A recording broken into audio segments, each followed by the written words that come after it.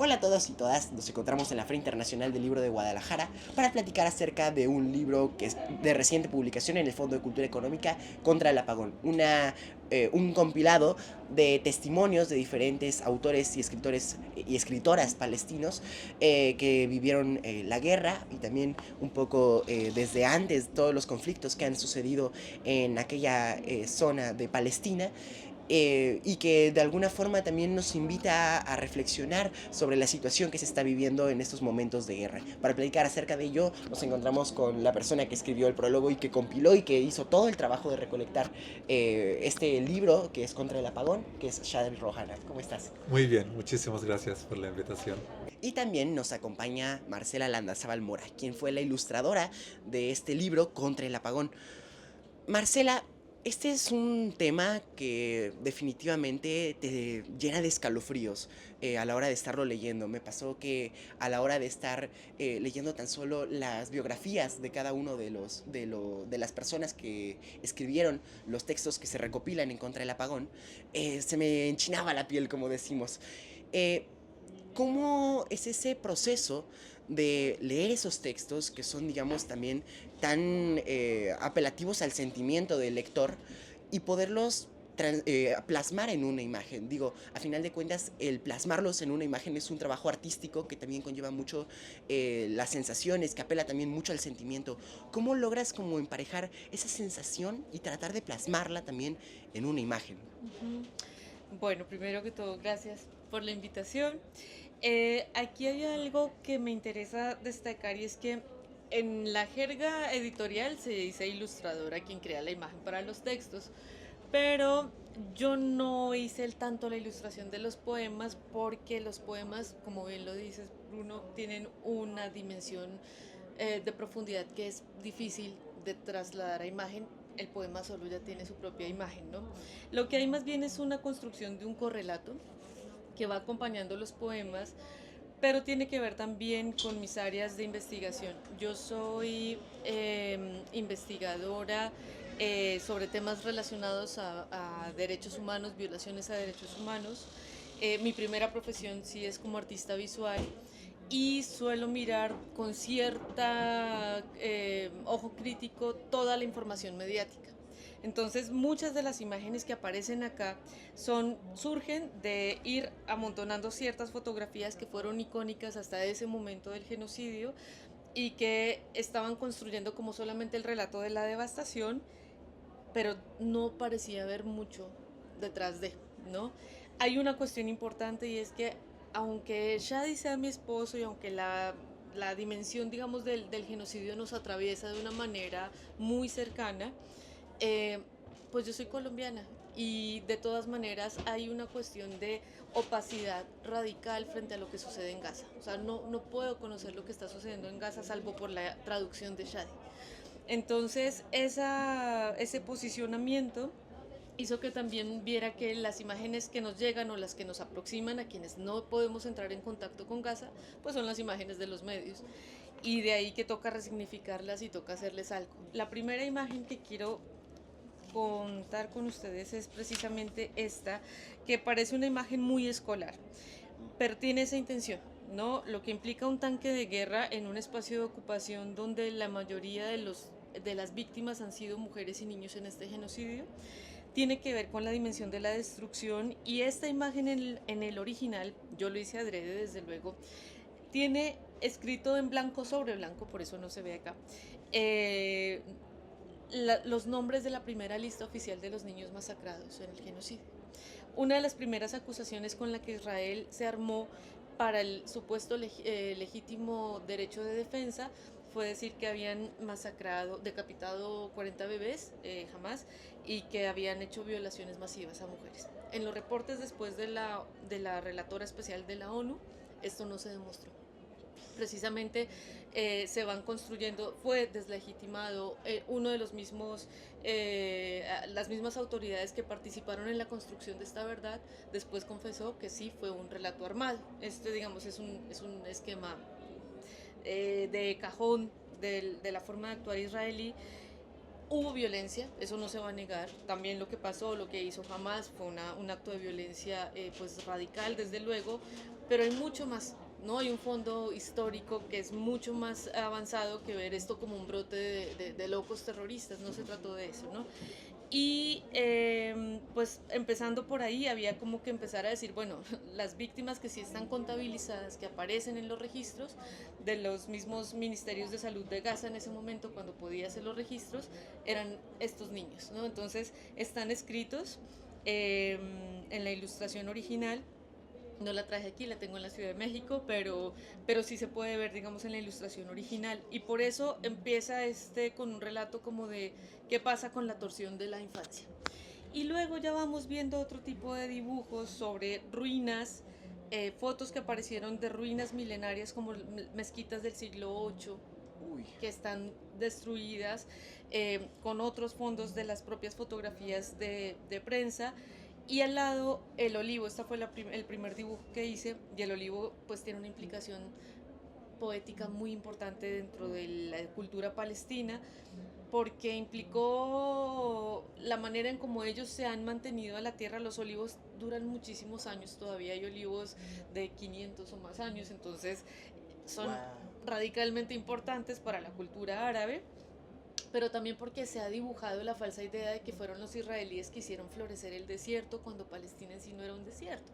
Nosotros tenemos la visión orientalista de que Palestina era un desierto y que las naranjas y todo esto lo llevaron los israelíes y el sistema de regadío y todas estas cuestiones que desde luego Israel tiene un avance tecnológico importante, pero no es tan cierto. O sea, la base desértica de Palestina no se compara para nada con los Emiratos Árabes, por ejemplo, ¿no? O sea, son Sí. ecosistemas muy distintos.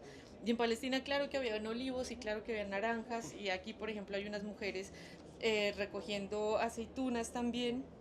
Y esta imagen me detengo aquí ya para agotar mis respuestas y no me extiendo, pero sí es importante porque quería hacer visible cómo mira el colono el espacio vacío, y lo que es la realidad de un espacio colonizado es que es un espacio habitado con cultura, con historia, con una complejidad muy grande. Entonces acá tenemos a la izquierda la mira de un tanque de los que los israelíes suelen usar, y un QR que fueron en la mitad está el mapa de Gaza, para quienes nos escuchan y no pueden ver la ilustración, pero a Gaza durante el genocidio lo dividieron en 660 y algo de zonas, supuestamente de resguardo. Cada zona pasaban aviones, tiraban papeletas desde los aviones, y las papeletas tenían un QR donde les decían a la gente para dónde tenían que huir.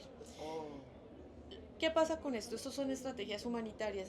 Decía Israel, pues son evacuaciones humanitarias, evacuación de resguardo. Entonces, ¿qué pasa? La evacuación humanitaria es solo un término de la jerga del derecho internacional, pero de humanitario no tiene nada, y pues claro que evacúan, pero es más bien el vaciamiento que se hace, ¿no? Y lo que estaba aquí plasmado era eso. Este código QR, si la gente lo toma en la pantalla cuando enseñen la imagen, sirve, pero seguramente no se repite una segunda vez o así, porque es un código vigilado militarmente. Entonces van a poder darse cuenta cómo es que, aunque esté en árabe, cómo es que se le avisa a la gente, o qué es lo que la gente ve irónicamente durante un apagón cuando le cortan todo suministro de energía y demás, ¿no? Entonces, un poco las imágenes tenían la intención de hablar de eso, y ya que también hay un público juvenil que sigue tu podcast, Bruno, estas dos últimas imágenes hablan de lo que era Gaza antes del genocidio, y desde luego era un lugar más extremo que el propio apartheid, pero digamos, esto fue trabajado por otros lectores. De una vez también sería importante que los chicos, chicas y el público que acompañe el podcast vaya acercándose a temas como lo que implicó un genocidio, pero antes de eso, lo que implica una política de la muerte que un autor como Achille Mbembe va a construir con una categoría específica que es necropolítica, ¿no? O sea, que implica un lugar donde desaparece cualquier tipo de orden específico, y aún así había momentos de resistencia cultural desde las mismas juventudes. Entonces, aquí vienen, por ejemplo, la idea del parkour como una de las actividades que hacían chicos que incluso estaban mutilados. Lo interesante es que muchos de ellos eran varones, mutilados por bombardeos israelíes previos a estos ataques que ha habido últimamente, porque pues Gaza ha sido una zona históricamente bombardeada, aislada por cielo, mar y tierra, no tienen contacto ni siquiera entre los propios palestinos, de Shadi les podrá hablar, pero tiene que ver con una zona donde, o sea, está tan radicalmente desaparecida de la conciencia del mundo que es imposible cualquier acceso al interior de Gaza, y de ahí la importancia de los poemas. Y el parkour que está en estas imágenes, pues son prácticas que siguen haciendo chicos, incluso con sus cuerpos mutilados, para resignificar su lugar y volverlos a habitar, pero a través del parkour, ¿no? O sea, ¿de qué otra manera?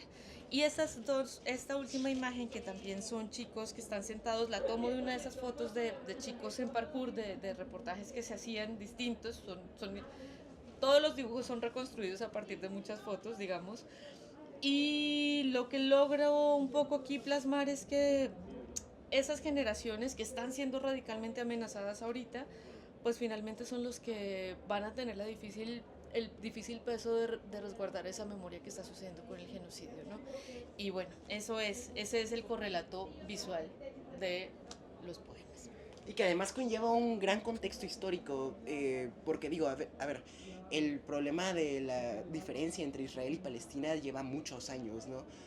Digo, para empezar, Palestina o esa zona que está junto al mar Mediterráneo, siempre ha sido un lugar lleno de conflictos, ¿no? Desde la época del Imperio Romano, con las revueltas en Judea que habían aplacado emperadores como Trajano, como Adriano, y que ese territorio no habría tenido mayor interés para ellos si hubiera sido simplemente un pedazo de desierto, ¿no? Digo, a final de cuentas sabían que había algo importante ahí, que había un pueblo importante ahí, y que, bueno, resulta muy escandaloso a mi punto de vista esta parte que nos comentabas de que Israel en un inicio inventó una historia para empezar un conflicto, que me recuerda peligrosamente al incendio del Reichstag al principio de la Segunda Guerra Mundial, ¿no? Que bueno, hay cierta similitud histórica que lo podemos dejar simplemente como un dato o podemos pensar incluso en las otras similitudes que podríamos encontrar. Resulta muy interesante también como, bueno, más que nada muy triste, ¿no? Y muy devastador ver cómo Israel, en este caso, no tiene, digamos, como esos, como tomar en cuenta que hay gente que también está viviendo ahí, ¿no? Ahí vemos, por ejemplo, el caso de los tres primeros escritores que se mencionan en este libro, cuyos testigos también se recopilan, que murieron en 2023 a causa de esa guerra, ¿no? Resulta escalofriante esas vidas que fueron cortadas, todos esos sueños que tenían, todo ese futuro que tenían por delante por vivir esas personas y que por una guerra se ven cortados, ¿no? Shadi, bueno, es un gusto que ya nos acompañes por acá. Gracias. Y bueno, platícanos un poco de, para ti, ¿cómo es vivir desde la lejanía la guerra que está sucediendo en tu tierra, que en este caso es Palestina? Claro, mira, mi caso como un palestino que vive fuera de Palestina es el caso de la gran mayoría de los palestinos.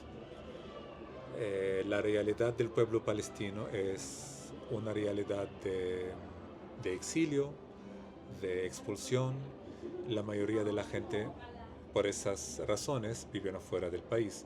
Yo, en mi caso personal, yo no fui expulsado directamente, no soy un refugiado en este sentido, como es el caso de la gran mayoría de los palestinos. Me fui por elección, pero también me fui por una decisión donde me di cuenta de que la manera en la que yo quiero vivir, las cosas que quiero hacer, el mundo que quiero conocer, las libertades que quiero ejercer, no los puedo tener en mi propio país, ¿no? Y por eso he decidido salir. Y claro, uno siempre está con un vínculo muy estrecho, muy fuerte con el país, ¿no? Más que todo en nuestros momentos, hoy en día, porque cuando yo veo, leo o hablo con personas que han emigrado, porque mi realidad es más de un migrante, no tanto un exiliado, cuando hablo con personas de generaciones previas o veo sus testimonios, ellos vivieron una realidad muy distinta. O sea, se fueron del país en un barco que duró mucho tiempo, ¿no? Su travesía de un lugar a otro. Iban poco a poco cortando los lazos con sus países de origen, su comunicación con los países, las personas de sus comunidades en sus países de origen fue a través de las cartas primero, luego a lo mejor por teléfono, pero si envías una carta pues dura mucho tiempo para llegar, ¿no? Ya han pasado muchas cosas desde que te llega esta carta. La relación con el idioma cambia mucho también porque estás en un entorno, por ejemplo, los primeros migrantes que vinieron a México de los países árabes eh, no fue muy fácil hablar en árabe, mantener contacto con lengua árabe, con la cultura árabe, ¿no? Estaban a lo mejor escuchando mariachi todo el tiempo como nosotros, ahora sin tener contacto con su música. Mi realidad ahora obviamente es diferente, ¿no? Si quiero escuchar música árabe, pues la tengo en mi celular y la escucho cuando quiera, ¿no? Y estoy al tanto de lo que se hace de música y estoy al tanto de la literatura, hablo con mis amigos, tengo grupos de WhatsApp de forma constante, entonces estoy todo el tiempo en este contacto. Y específicamente con esta guerra, pues estamos con una guerra que el mundo está viendo en vivo, ¿no? Si ustedes la están viendo en vivo, que no, digamos, hablan el idioma de la gente allá, pues imagínense nosotros, ¿no? Que estamos todo el tiempo pegados con el teléfono, viendo noticias en varios idiomas, ¿no? En árabe, en hebreo, en inglés, en español, estar en contacto directo con las personas, con familiares, estar preocupados primero por las personas que lo están viviendo, padeciendo de forma inmediata. Eh, y todo el tiempo pues estamos esperando alguna señal de que va a haber cese al fuego, de que esto va a parar, no va a parar. Uno se levanta, se despierta, lo primero que hace es ver las noticias, ¿no? Entonces uno está ahí como que viviéndolo de cerca, pero lejos al mismo tiempo, ¿no? Y con muchas emociones de lo que conlleva esto. Y de cierto modo el libro, pues además del mensaje político que tiene, ¿no? Porque si es un libro político, si es un libro que conlleva un mensaje, ¿no? También es una forma personal de tratar lo que se está viviendo ahí, ¿no? Porque uno sentimos los palestinos en este momento mucha impotencia. Y bueno, uno busca qué es lo que puede hacer. Y yo como traductor literario, que es mi actividad principal, traducir literatura entre el árabe y el español, lo primero que se me ocurrió, bueno, pues traducir textos, traducir lo que se está escribiendo en Gaza del árabe para mi entorno más inmediato, que es el entorno pues mexicano, latinoamericano, de lengua española. Sí, bueno, creo que también algo importante dentro de este libro es que nos permites ver cómo personas que no son también militares, vaya, que son totalmente civiles, en este caso escritores, como podemos ver, personas dedicadas al arte, viven esta guerra. Una guerra que pues realmente es una de muchos ataques que ahora se prolongó un poco más de lo que había pasado en tiempos pasados, pero que no es la primera guerra entre pueblos árabes circundantes a Israel con este pueblo. Entonces, ¿cómo crees tú que de alguna forma ese hecho de ser escritor, las letras, los libros, pueden ayudar a cambiar la situación en Palestina? Ya no digamos acabar con la guerra o tratar de hacer conciencia, que digo es bastante difícil en la actualidad, que más bien se logra ya actualmente solamente con la pura política o con la milicia, sino también como la forma en la que viven esas personas la guerra. ¿Crees que tenga algún impacto? Mira, em, si hablamos del impacto que queremos ver en, actualmente en Palestina, estamos hablando de otros niveles, ¿no? Niveles porque hay que parar esta guerra, hay que pararla, ¿no? Y no solamente pararla, sino también reparar el daño que ha producido esta guerra y, y también los culpables de esta guerra, su lugar es la cárcel, ¿no? Ya salieron de la Corte Internacional de Justicia las órdenes de detención, por ejemplo, en contra de Benjamin Netanyahu, el primer ministro israelí, y Gallant, que era su ministro de Seguridad, para arrestarlos, detenerlos y ponerlos en la cárcel. El lugar de esas personas es la cárcel. Eso es lo que hay que hacer ahora, ¿no? porque esas personas siguen andando sueltos por el mundo, no solamente en su propio país, y siguen dando las órdenes de matanzas en contra de los palestinos y de la humanidad al final, ¿no? Ahora, hablando de literatura, ¿no? La literatura como una forma de arte, como una expresión artística al final, es algo que ocurre, es algo natural, es algo que, como en este caso de los escritores y escritoras que tenemos acá, decidieron no tanto em, por intentar hacer un cambio en el mundo y escriben, sino porque escriben, es su oficio, es lo que ellos hacen, ¿no? Porque no solamente tenemos a personas en Gaza que escriben literatura, también tenemos artistas visuales y muchos se pusieron a pintar y dibujar con lo que pueden, ¿no? Tenemos a traductores, pues muchos se pusieron a traducir, ¿no? En esos momentos actuales. En, músicos, por supuesto, ¿no? Y se está produciendo música en este momento actual. Historiadores que van recopilando, ¿no? La memoria, los lugares que ya no están. Ahora, si esto, ¿cómo puede afectar esto para llevar a cabo esas órdenes de detención o esas órdenes de lo que queremos ver de parar la guerra? Tenemos que ser realistas y prácticos, es mínimo, ¿no? Esto no va a tener ningún efecto inmediato, ¿no?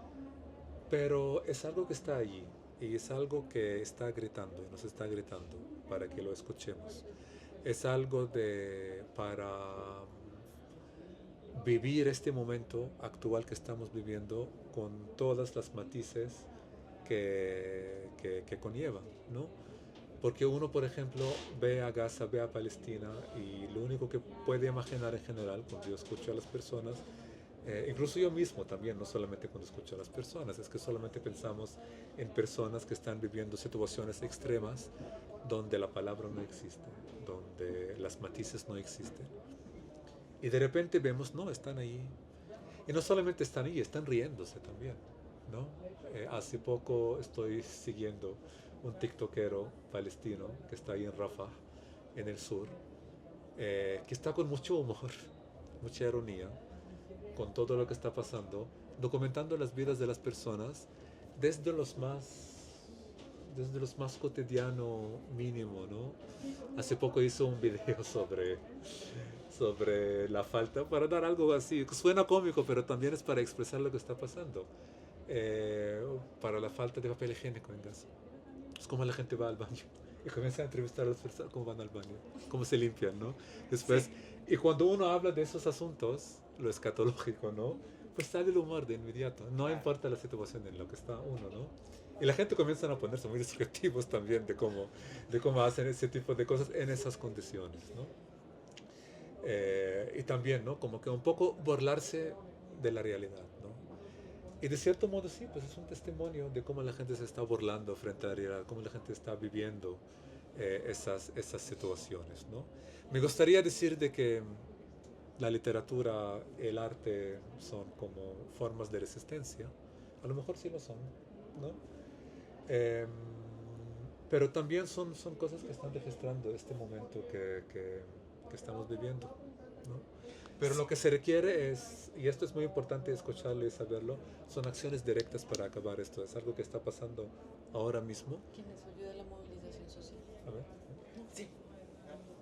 ¿cómo? no, justo para, sigue diciendo tu No lo idea. escuché bien. Que en eso ayuda a la movilización social. En esto ayuda la movilización social tal cual, hacer conciencias. Yo vengo del Colegio de México, por ejemplo, soy profesor allí. En el Colegio de México se ha tomado una decisión colegiada por un comité de estudiantes y profesores de cortar lazos con una universidad israelí, que es la Universidad Hebrea en Jerusalén. Se decidió hacer esto.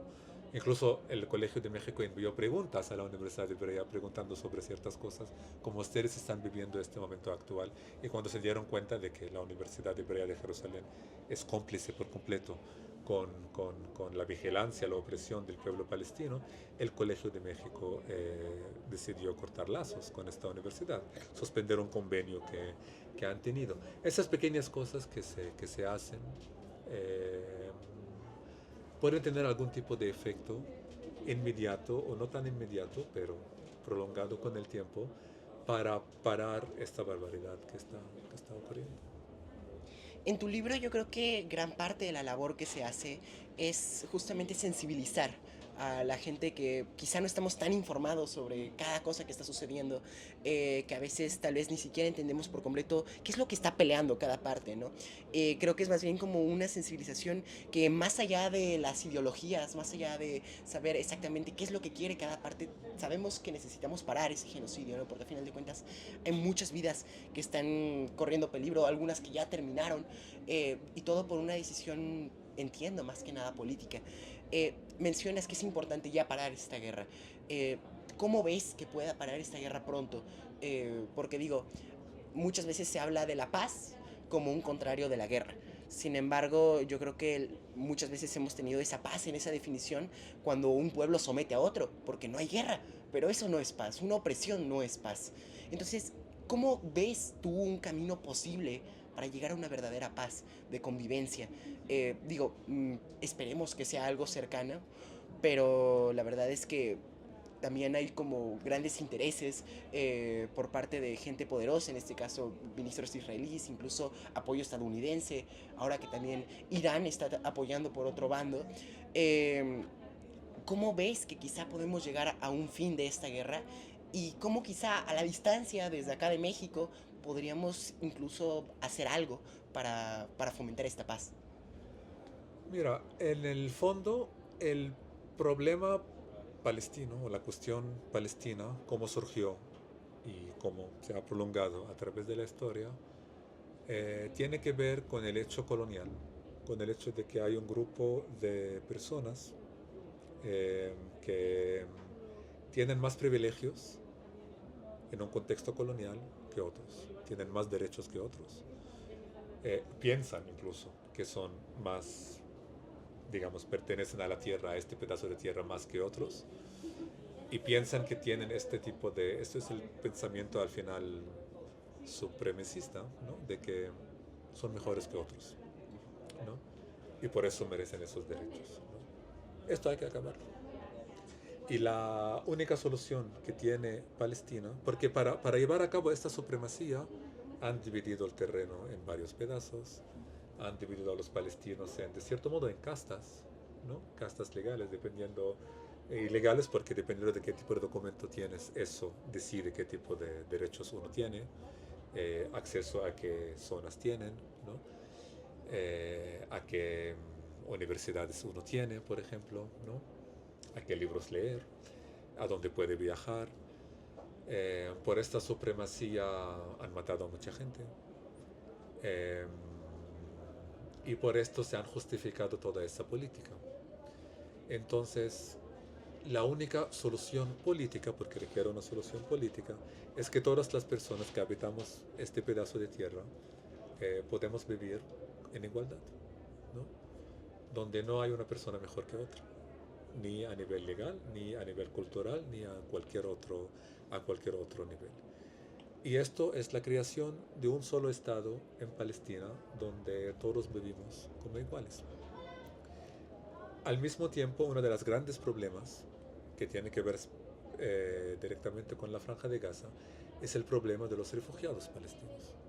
El Estado de Israel, para crearse, expulsó a más del 90% de la población palestina, ¿no? Eh, Esos refugiados, muchos siguen vivos, gente que vivió el 48. Ahora ahí tenemos a su segunda generación, tercera generación, cuarta generación de refugiados. En el caso de la Franja de Gaza, la gran mayoría de la población son refugiados de esa guerra del 48, de lo que ocurrió el 48.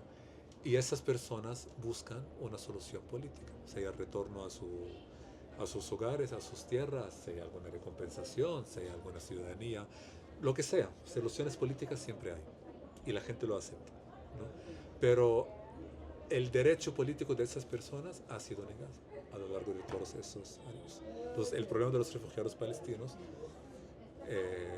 que es muy relevante con lo que está pasando en la Franja de Gaza, requiere una solución, ¿no? Pero mira, esa es mi visión de las cosas. Muchas veces otras personas tienen otra visión, ¿no? Pero siempre y cuando esas visiones, esas soluciones, se basan en el principio de la igualdad, en el principio de que todos somos seres humanos, todos somos iguales, merecemos una vida digna para todos, yo creo que podemos pensar en muchas otras soluciones también. Pero lo que está pasando ahora es algo que tú dijiste muy bien, es que nos venden una idea de una paz falsa todo el tiempo, ¿no? Una paz basada en el sometimiento, sea de un pueblo a otro, sea de un gobierno a otro, sea de una cultura a otra. Y esto siempre va a salir de las manos. Va a llegar un momento que va a salir de las manos. Es lo que hemos visto en Palestina en repetidas ocasiones. Lo hemos visto, por supuesto, en el 7 de octubre del año pasado, pero también había ocurrido en otros momentos. Y cualquier tipo de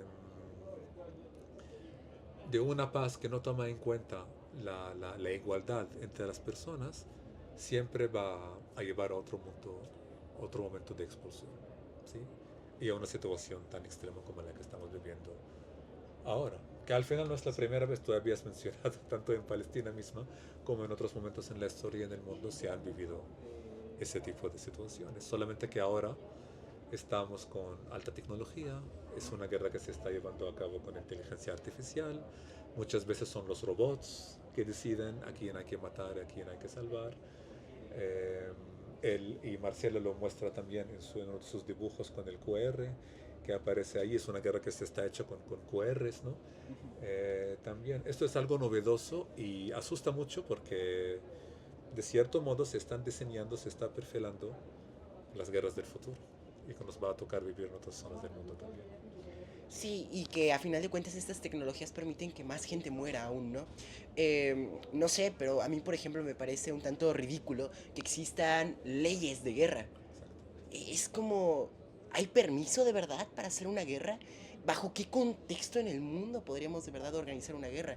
Digo, a final de cuentas, nos ha tocado vivir en países latinoamericanos también, tener que combatir a ciertos grupos, principalmente de narcotráfico, y que también hay como, bueno, al menos según la información que llega a esta parte de Occidente, hay ciertos grupos que también toman las armas, como en este caso fue Hamas. Está catalogado como grupo terrorista por los Estados Unidos y por una serie de países. ¿Qué es en sí Hamas? ¿Es parte, digamos, como de los palestinos? ¿Los representa? ¿No los representa? ¿Qué es y en qué papel jugó también al inicio de esta guerra? Mira, en contexto de guerra y en contexto de colonización, como el que vivimos en Palestina, es muy difícil hablar de representación, ¿no? Porque cuando hablamos de representación, tenemos que hablar de democracia, ¿no? Tenemos de hablar del ejercicio libre de voto, ¿no?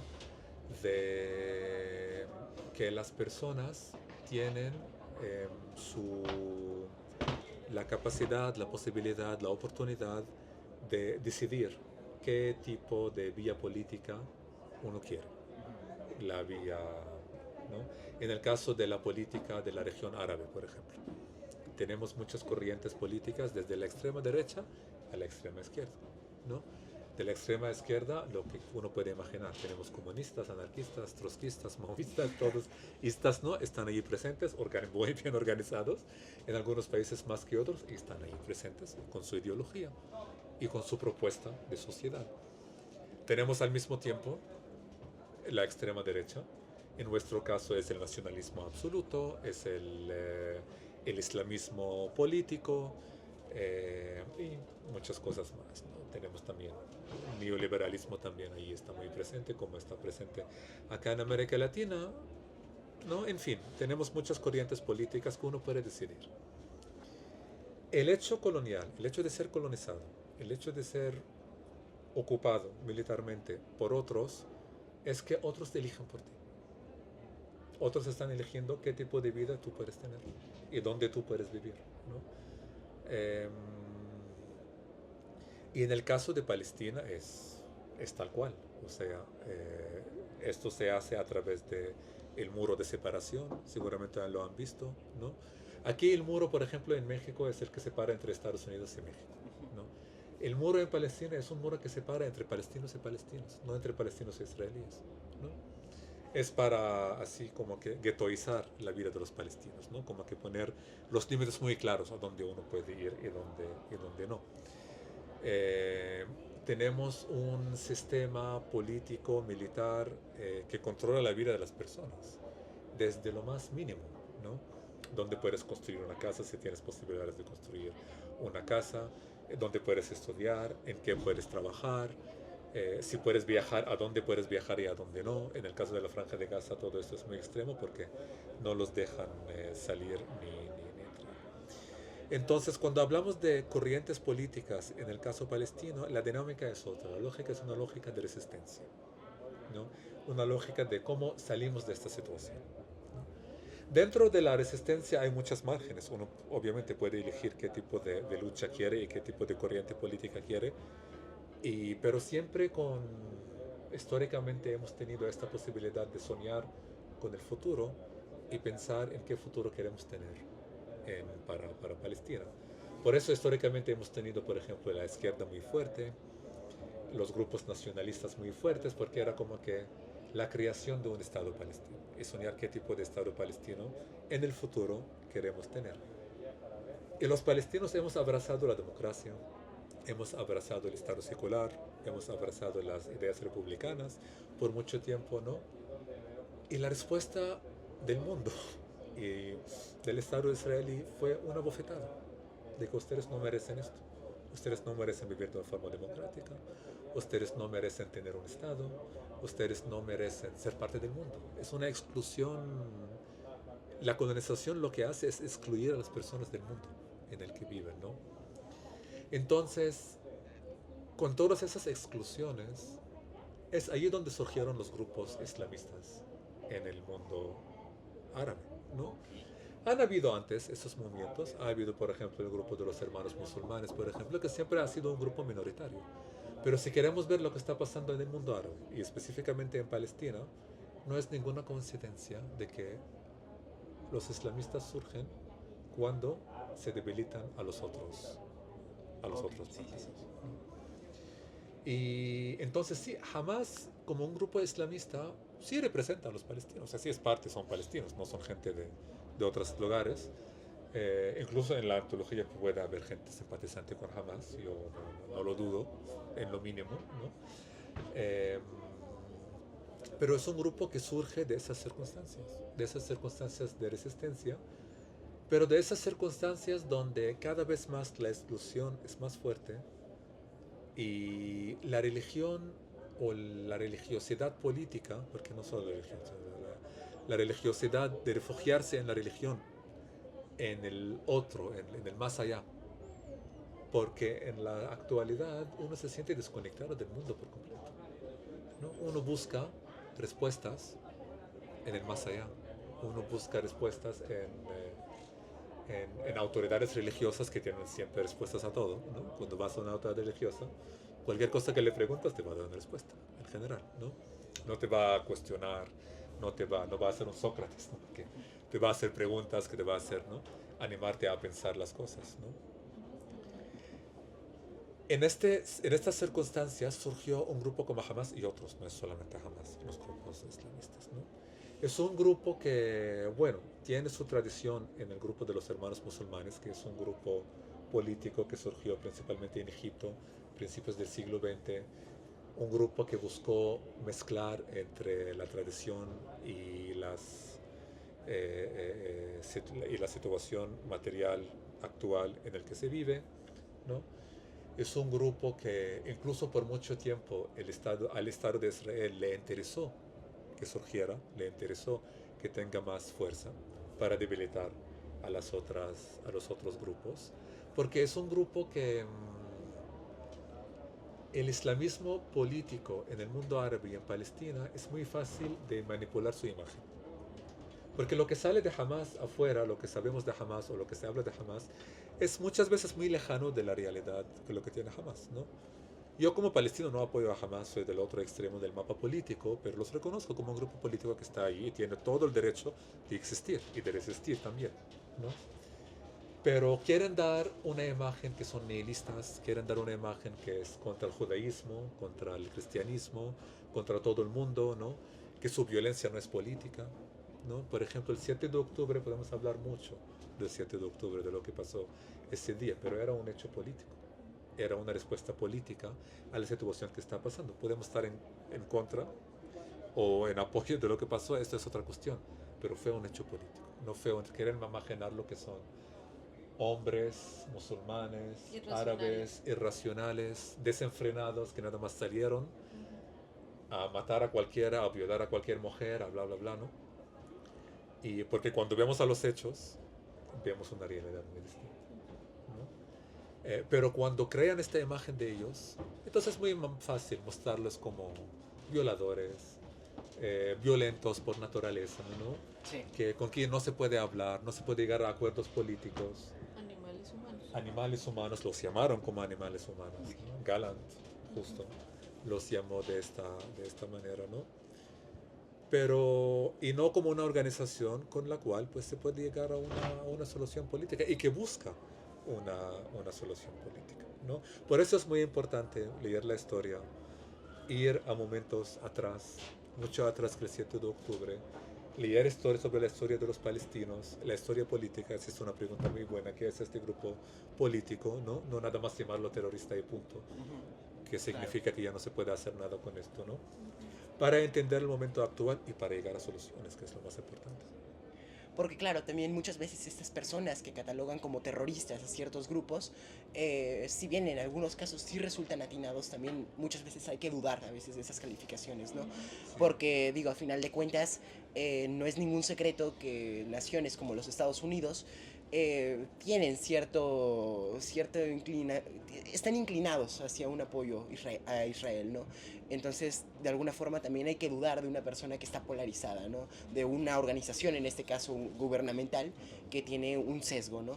Y que yo creo que lo que nos muestras lo que nos muestran a través de Contra el Apagón, desde la recopilación de textos, desde las ilustraciones también, que ya nos hiciste el favor de explicarlas, es justamente mostrar como lo que realmente se está viviendo en ese punto de la guerra, ¿no? Justamente sensibilizar, darte cuenta de que necesitamos hacer algo para pararla pronto, y que yo creo que eso es principalmente lo que podemos aprender con este libro, lo que podemos sentir con este libro, ¿no? Darnos cuenta de lo ridículo que es que siga habiendo guerras en pleno siglo XXI, en el que se supone que ya tendríamos que haber aprendido de las grandes guerras del siglo XX, de las grandes guerras que hemos vivido a lo largo de toda nuestra historia, y que realmente resulta más cavernícola volver a esos impulsos simplemente de pelearse por un territorio, de pelearse por una diferencia política o ideológica. Así que les agradezco a ambos que hagan este trabajo, y que además en el Fondo de Cultura, en la colección de Vientos del Pueblo, tiene un precio tan accesible como lo son 16 pesos. Muchas gracias a ambos. Muchísimas gracias. Y también muchas gracias, Marcela. No, gracias. Bueno, pues gracias por acompañarnos a lo largo de esta entrevista, y continuamos en la Feria del Libro de Guadalajara.